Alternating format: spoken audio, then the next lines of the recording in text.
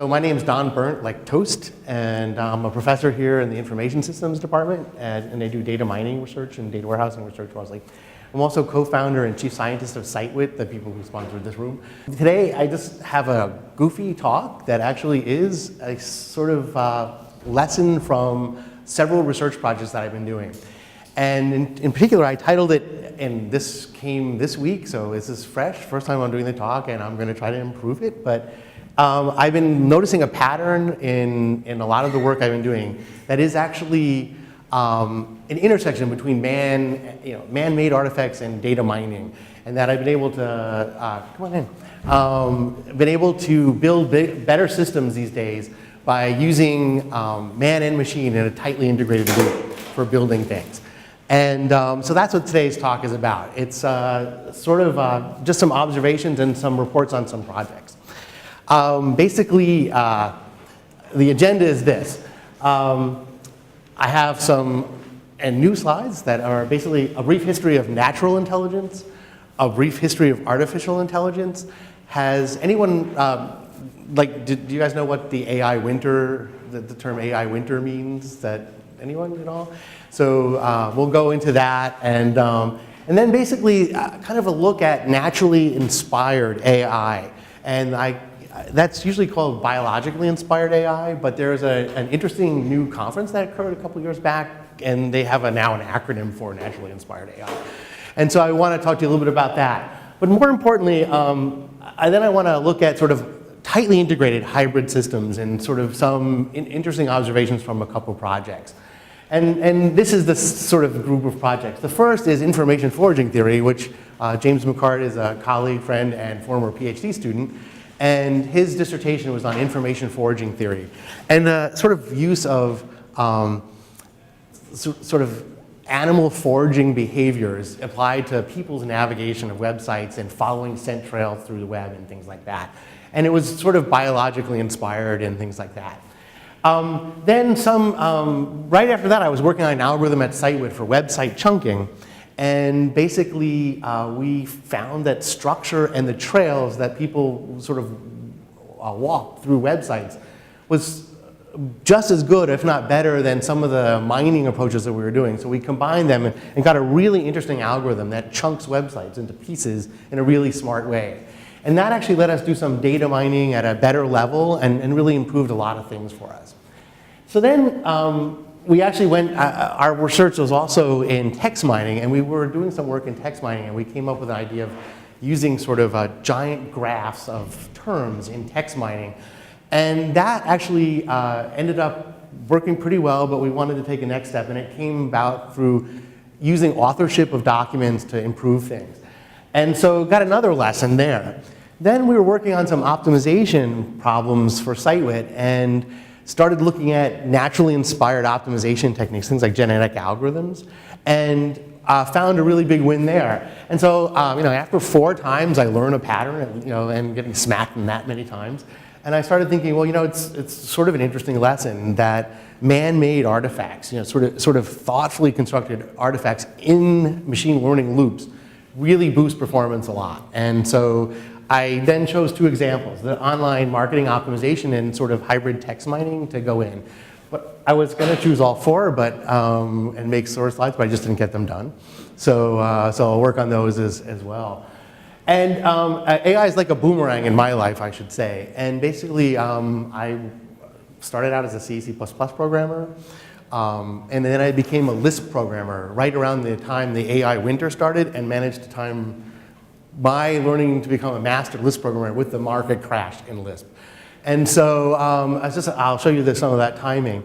But I started out as a biologist, then I went to become a computer scientist, and I kind of have run away from AI a few times when I got disgusted with the results of that. But like a boomerang, it comes back. So this time I'm just accepting the fact that it's going to be in my life as I go through computer science biology. And so that's what the storyline is.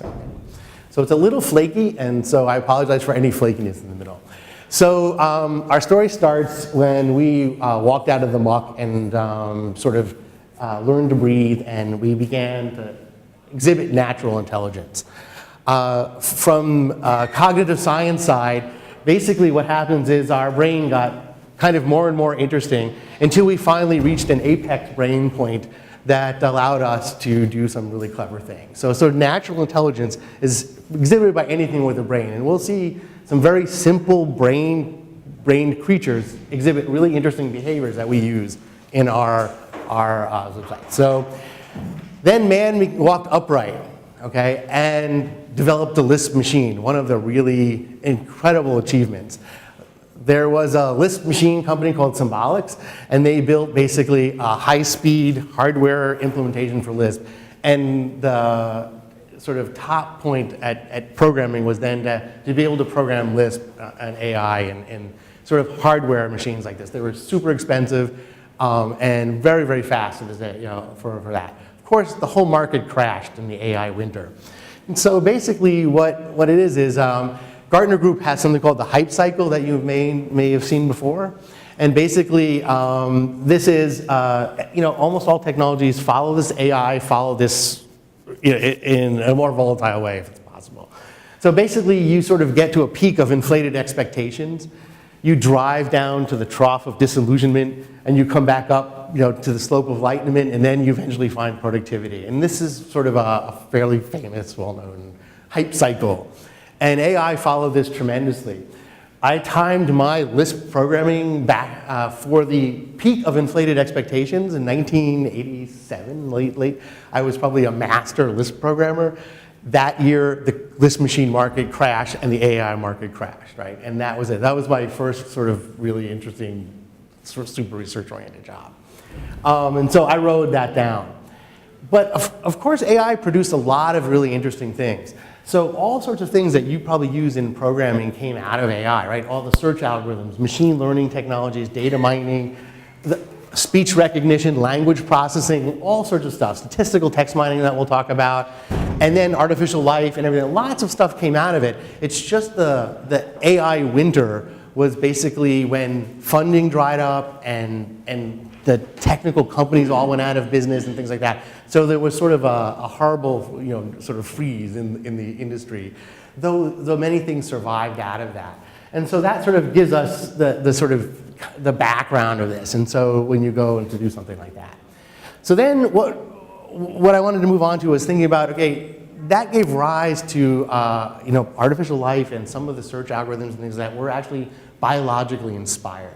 So now there's a sort of an emerging name, naturally inspired artificial intelligence, and there's some conferences around this space.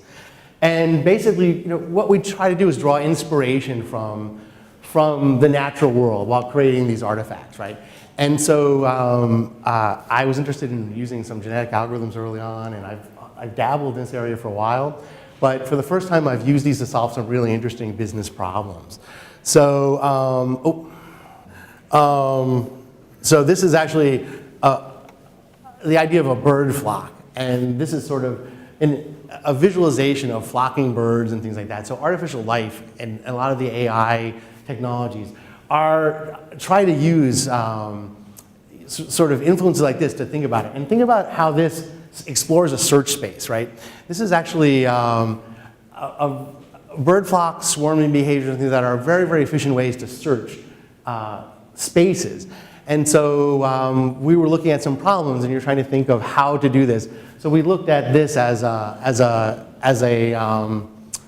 source of inspiration for doing search algorithms. I'm just going to leave that open, just thinking that this is going to be a problem on 2 other slides. So, so we'll take it. And by the way, just please make this a conversation. So if you feel like interrupting, please do. Okay. So that's it. So the idea here is that there's really one important lesson. Right? It's more of an observation. That's what I was thinking of afterward. Is that drawing more than just inspiration. We can take these systems and tightly couple sort of artifacts of natural intelligence with artificial intelligence, and lots of human behaviors produce interesting data. And I was starting to think about the fact that there's like first order input and second order input and really third order input and things like that. Things that directly influence the systems and then some that don't. And I'm just trying to think if I can actually get access to a video. Let me think about how to do that while I'm talking. And so that's it. So first example comes from SiteWit itself, the company. And if those of you who just attended the talk in there, kind of discussed a little bit about the company, but basically we optimize, we monitor and optimize online advertising spends and use mathematical optimizations to improve the bidding process and things like that, to improve campaign performance. So we actually have to think about how to optimize portfolios of things like keywords and ads and other things like that.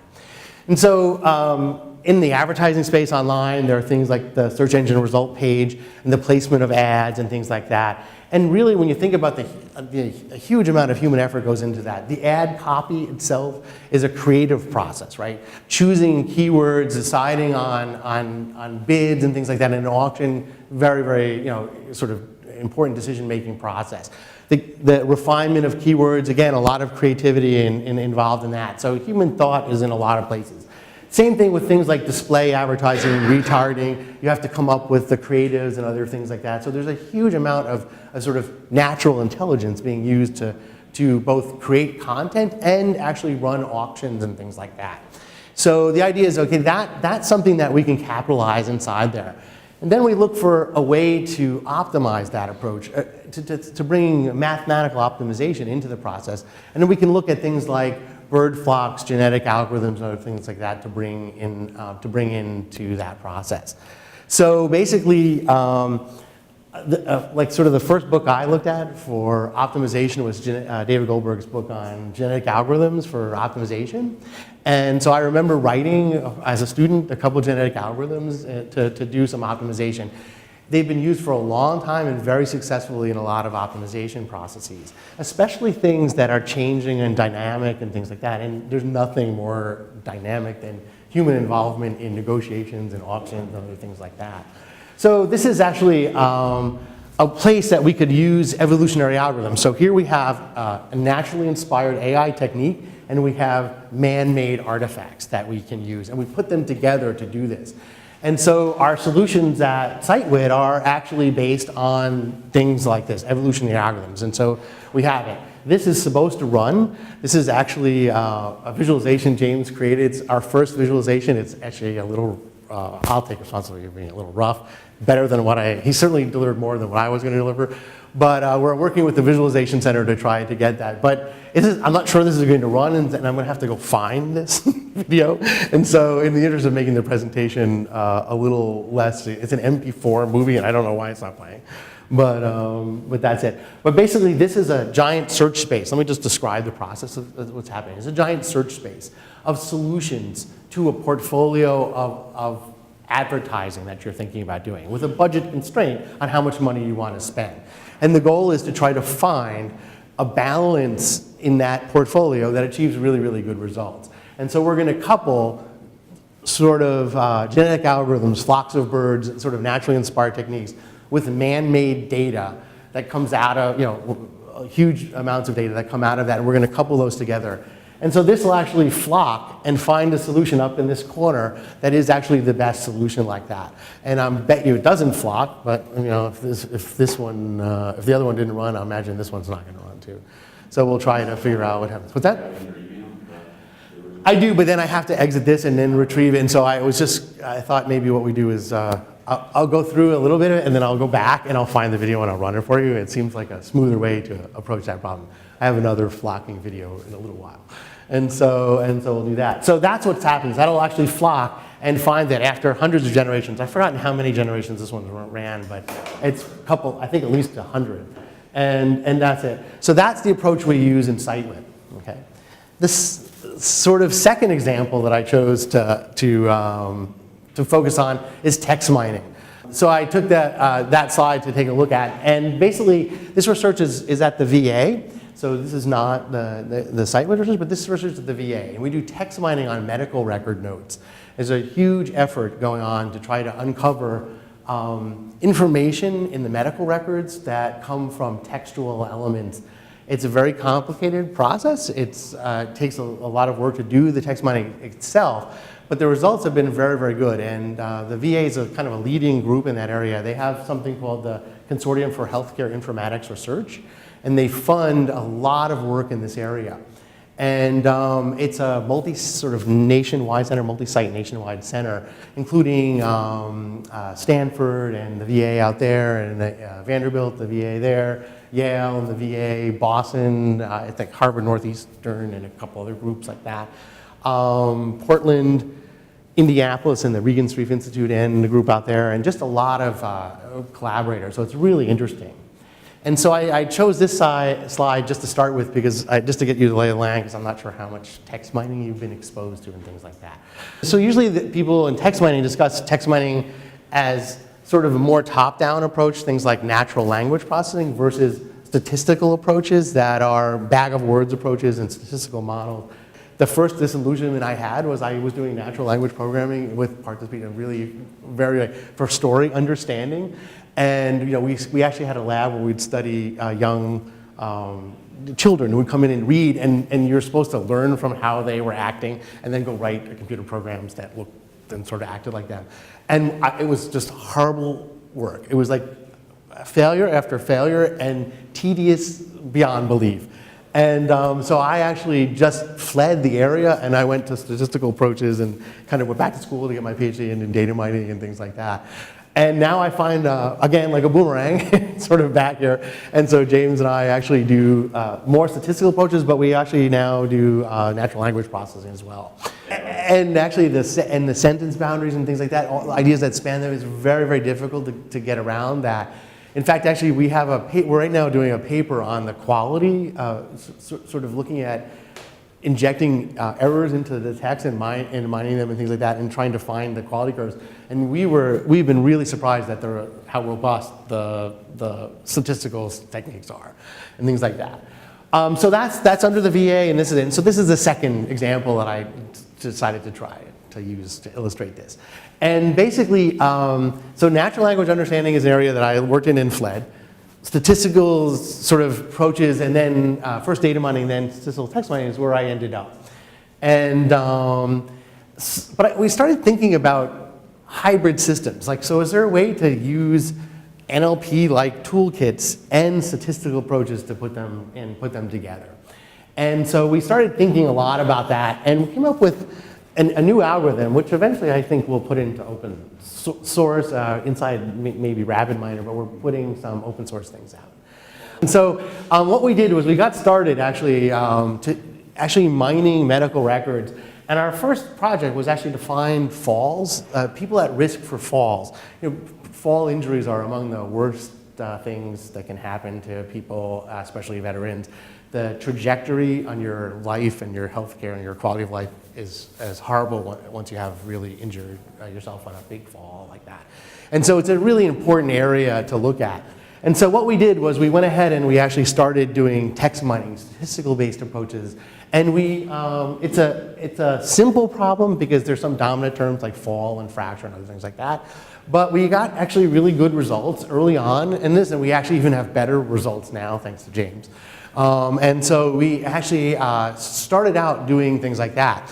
And what happens is these approaches surface terms like this. And so this is actually a network, and just I stuck a couple of network pictures in here to seed your mind with the idea that these are terms, concepts that exist in fairly large networks. And so that's it. So terms that would have to do with fall are some vectors of terms and some terms, things like falling, or FX, the abbreviation for fracture, or the term fall, things that you would actually fall over, like sandbags, rug, electrical cords, devices, throw rugs misspelled, things like that, actually, and things. And so those are things that surface just automatically from text mining, which is really amazing.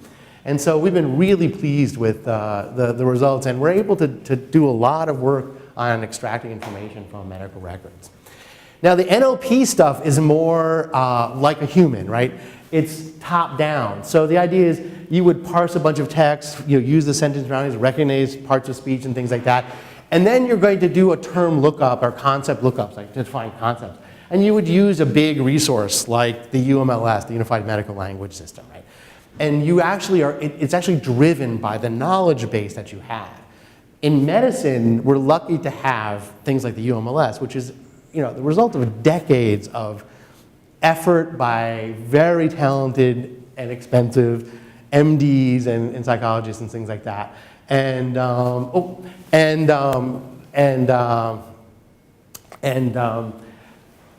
that resource is clearly a man-made artifact, right? You can't get a more carefully man-made artifact, right? It's the result of a large amount of focused natural intelligence at the human level, right? Not the bird level like our flocks, but at the human level, and that's what's going on. So that UMLS can be looked at like as a large graph. And so if you think about it, this pretty picture is the snow cone picture, and it is actually a piece of the UMLS. And so when you think about that, you think about other giant networks like the internet and things like that. And so there's a lot of power in the creation, and this is one of the really interesting man-made artifacts that you can have. So what we did was started thinking about, well, can we capture sort of crowdsourced insights like this? Can we capture the amount of information and use it in the statistical process? So we started thinking, like, how can we inject something from this giant network into the statistical process? And so we started first, our first efforts were actually to think about using things like PageRank, hits, and some of the algorithms that you see from Google and other internet search engines and things like that. And we thought, well, couldn't we do some computing like that and find an importance measures for each of the terms? And so the idea is, instead of just looking up a term, right, we actually use the graph to provide importance. So instead of just looking up a website, right, or a page, you try to find something that rates importance. So what we tried to do was the same thing with terms in the giant graph created by UMLS, okay, or embodied in UMLS. And so that's sort of what we did at first. So we tried to think about how to do that, and we can kind of see that we'll see in a second, we had sort of some rough starts there and some flaws in that first logic that are.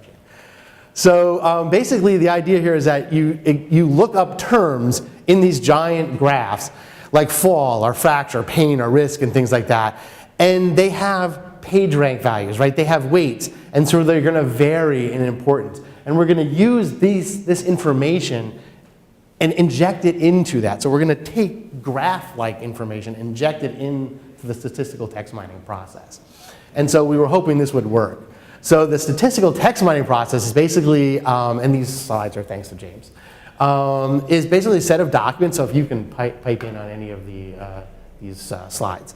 So we take a set of documents and create a term by document matrix. And so basically in here, what we're going to have is counts of all of the terms and their occurrence in the corpus, in the related documents. So nothing but frequency counts, okay? So bag of words based approach to statistical text mining uses nothing but counts like that, okay? So there's no like higher order, no natural intelligence in that. It's just counts, right? And that's it. So the idea is to sort of think about taking that term and injecting statistical weights into that. And so what we do is we take that term, we look up the weights from the giant graph, and we combine those into a sort of weighted graph, or weighted matrix, right? The weighted graphs like that. And what we're going to do is then use these rather than that. So essentially what you have is no longer just a simple count, but you have a count adjusted by the crowdsourced intelligence of the people who built the vocabulary themselves. So the hundreds of people who contributed, or thousands of people who contributed to building that vocabulary and carefully constructing the edges on that graph and by hand putting relations in there have created a resource that we can compute over, produce the results of, and this is what I would call a second order natural input, right? Is that it's computed over that graph, results in a weight that actually summarizes all of the many authors of that vocabulary, and then we feed it into the statistical process. So the statistical process uses the same resource as an NLP approach, but instead of using it just to look up individual terms, it uses it at a giant network to compute the weights. And so that's how we injected things like that. You want to add anything to that? Or? No, I think you did Well, I belabored it completely, so I should have covered at least some of it by now. And that's it. But basically, our first results were really quite good, and our next results are going to be much, much better. I'm confident in that. And so basically, we had a baseline, and basically by putting that extra natural intelligence into the process, we actually boosted our text mining results very well. So we basically took graph-based weights, combined them with statistical weights, fed it into a machine learning method, and then predicted things like whether you will fall, whether you're at risk of fall or not, or whether you were a smoker or not, and things like that, right? We actually, kind of did that with text mining. So, any questions at all at that point? So the problem was that this graph isn't really great, okay? The problem is that those people that create the graph, all those physicians and everything, were trying to build this graph, this vocabulary for natural language processing, for term lookup. They weren't thinking about this as a generic sort of resource.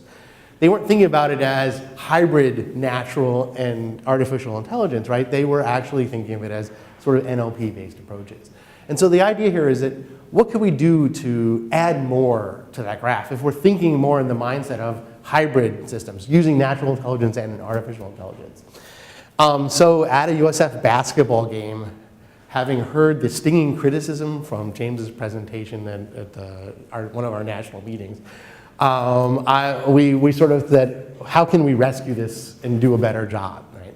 The idea is that graph is weak. Really, to be more technical, it had only sort of limited hierarchical relationships. It wasn't really that interesting a graph, right? So we came up with this approach, which is actually being pursued right now. We're running our first results. So basically, it has a second order effect or an input that we're taking advantage of from natural intelligence. What we did was we retrieved all of the abstracts from PubMed. So basically, PubMed is a huge resource of online, I think that's going to be a little late on that one. But anyway, what we're doing here is PubMed is actually a huge resource of the repository of all the online medical articles, all the scholarly articles or things written about medicine get recorded in PubMed or made available through PubMed. And what we did was we pulled a huge amount of the abstracts, so a very targeted set of text. And we chose abstracts for a reason, okay? If you write a scholarly article, you spend a lot of time after you write the article typically, thinking about how I would express that article in a paragraph or two, right? 400 words, 200 words, whatever the abstract limit is, right? And that is, so these are really well-chosen words by really smart scholarly authors. And so you're thinking, okay, this is the apex of natural intelligence, right? These are the self-selected, really smart people that irritate you in class. And they write articles, and they put a lot of effort into this one piece, okay? We take this and we look for all the term co-occurrences that occur in this paragraph, right? And we generate links and pump all of those things in there, millions and millions of links into this graph. So now the graph, instead of the 500,000 or so or million, no, 1.1. How many links? Right? We had 400,000. 500,000. Yeah. So we'll round 400 to 500,000. It's not. It's plus or minus 100,000 among friends, right? And that's it. So instead, we're having, I think, 5 million links from. Maybe 8 or 9 million or something. But I thought we were going to limit it down to 5, right? Yeah. Okay. So an order of magnitude more links. So I'll have to get my story straight on that. So an order of magnitude more links get generated from this really nice author effort, and it pumped into this graph. So now this graph, instead of being 500,000 edges and things like that, is 5 million or 10 million edges. Huge amount of new information made available like that. So right now, we're actually using this graph, and then I want to use it to do some tasks. some text mining tasks, and some information retrieval tasks. And so the idea is that can be used for things like medical record navigation. If you want to help a physician or provider go through the medical record, find the most important things and stuff like that, information retrieval like that is really important. If we could use this resource to make that a much more intelligent process or a much more accurate process, it's a really big win. So what we're using is that. Now, the second thing is we're going to then revisit our regular text mining work, try to find people at risk for falls or who suffer from post-traumatic stress disorder, another big focus area for the VA, and we'll try to use this new algorithm for that. So it's really a new algorithm. We call it MO for macro ontological engine because actually, because you always want to pick a very complicated thing, but it's actually an ontology giant graph. And instead of doing a micro lookup, it's a macro perspective on that and computes things like that, like search engine-like measures. So macro ontological engine is what I came up with. He shares no fault for coming up with stupid acronyms like that. When you think about it, the medical records is made up a lot of structured information. So if you come into the hospital, there's a diagnosis is made. There are codes, right? Like the ICD codes or International Classification of Disease or CPT codes for terminology codes, and those get put into a medical record, but they're of limited they express a limited amount of information, right? And now they are adding a lot more codes, and it gets very specific in some ways, but there's not a lot of nuance in that, and so the medical record structure always lags, and a huge amount of information in medicine is in notes, like clinical notes. So there's a kind of rules about, within 24 or 48 hours, you want to have a note attached to the medical record and things like that. So a huge amount of clinical data, and especially the nuanced data, is in the medical record.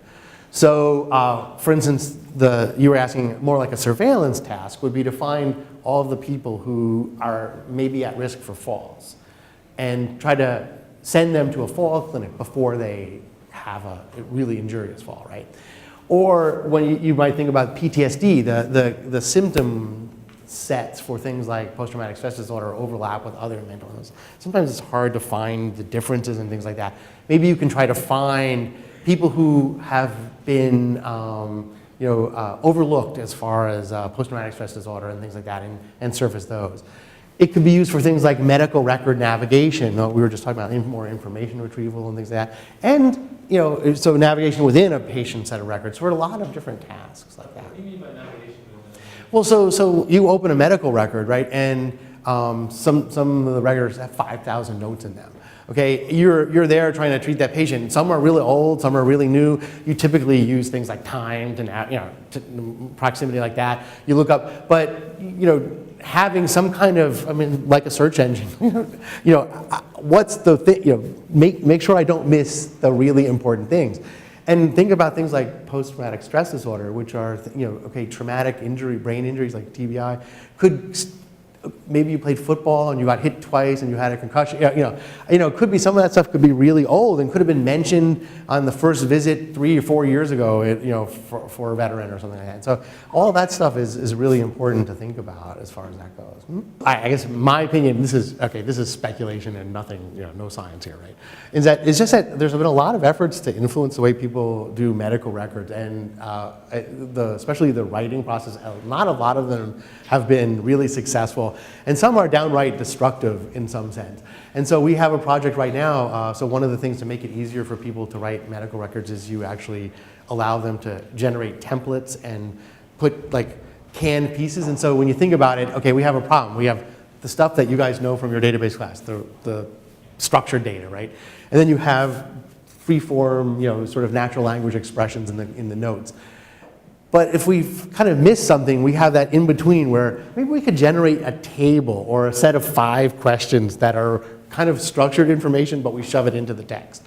And we have all of these artifacts in the text now that are sources of confusion that our NLP systems really have hard time processing because they're fragments and things like that.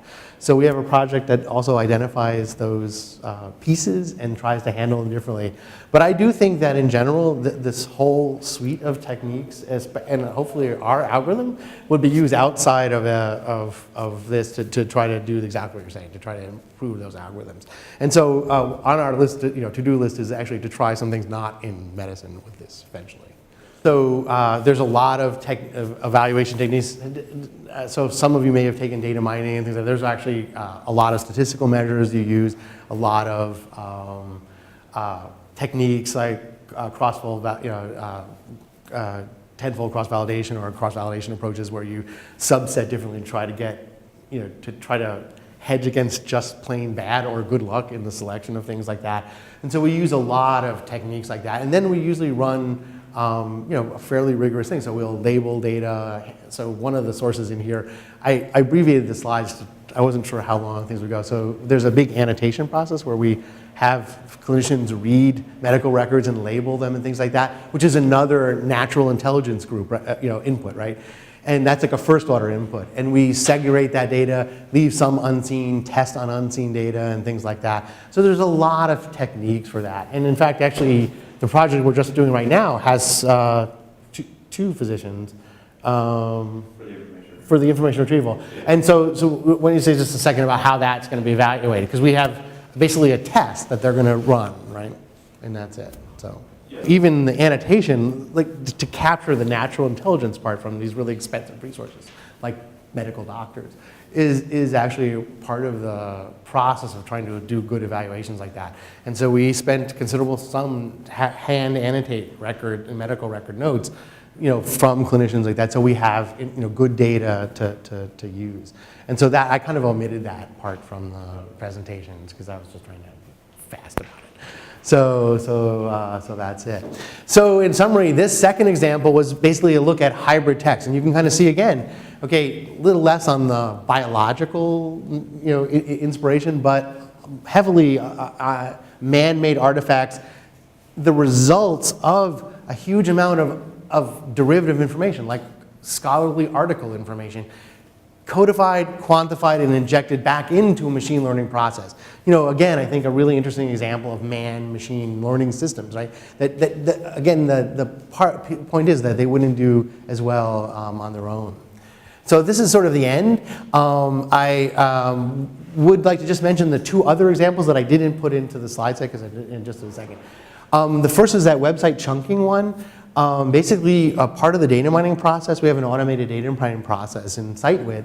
And if you look at all sorts of web analytic data, it's always at the page level. And the problem is that the page level on some websites is a very, sort of way down in the weeds, right? There's thousands of pages, product websites and things like that.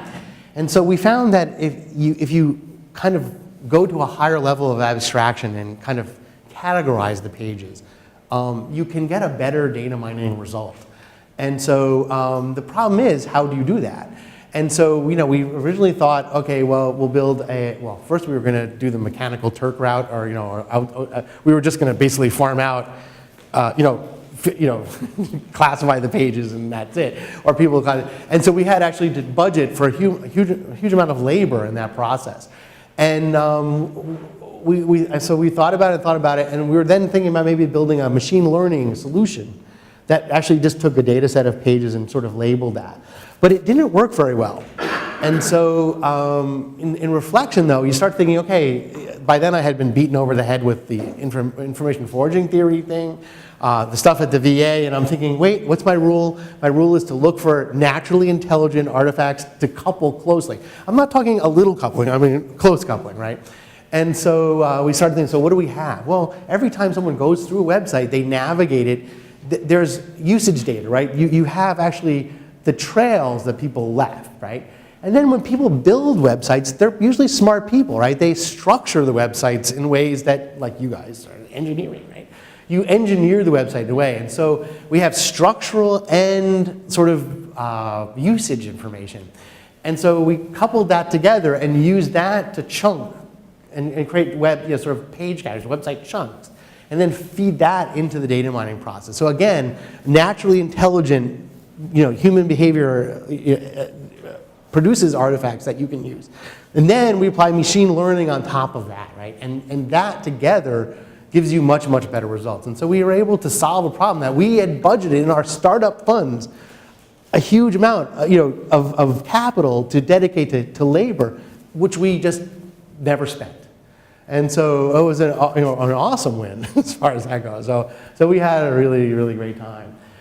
So at SiteWit, James McCard's at actually SiteWit and the VA, and he was also here at USF. And actually, I should have put biology as well. I should have put USF, SiteWit, and the VA, but I was around 2 in the morning finishing the slides. So I think I may have. At the VA, we have Dazan Finch, Jay Jarman, Steve Luther, a group of researchers there, and that's it. We have a new online program. My chairman asked me to mention this. We have a new line program, and I'm going to click on that link in a second. But I'd like to leave you with a really inspirational video from the space of things. And this one, I'm just going to click on this because I'm thinking it's not going to run on my computer. And so this is actually I was blown away by this video when I saw it. So.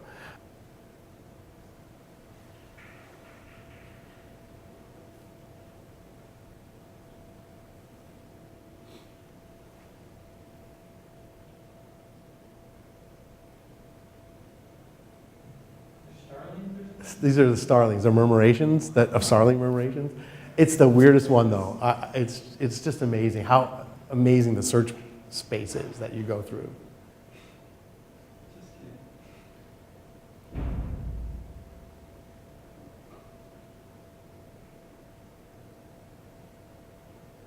What are they looking for? They're just trying to look at, so a lot of people study this to go ahead and write a computer program that simulates this. So the first video I showed you was actually a computer simulation, which is almost impossible to tell the difference. It's almost impossible to tell the difference. So, so a lot of people try to think about this. Okay, you would think, okay, the starling is, I'm going to be politically incorrect here. The starling is several notches below us on natural intelligence time. I'm going to go out on a limb. And so the idea is that how do they produce such coordinated behavior? And those simple rules can produce beautiful artificial life and behaviors and things like that. And then we can learn something from this. And basically the idea is that these are efficient ways to search large spaces and things like that lend themselves for stuff. So we could solve optimization problems like this. And so actually that's what we do. Our optimization algorithm is a lot like a naturally intelligent system like that. So that's sort of what that was meant to show. Mm-hmm. It's actually worked really, really well. It's again, we're not okay, remember, that's a naturally produced input to a machine learning process. And the machine learning process is pretty robust as well. And so we're able to kind of not worry too much about that. Okay, so what's important is to get out of the weeds and sort of see the trees, right? And that, if we accomplish that, everything else becomes stronger. Well, that's the end of my talk. I don't know if you have any other questions, anything at all? So that's the experience that I've been having in man-machine learning and things like that. So hopefully that shows you a couple examples of how that's fit together in my life. And I think it's going to be an interesting year coming up. So looking forward to investigating some more of these problems. Well, thanks a lot for coming.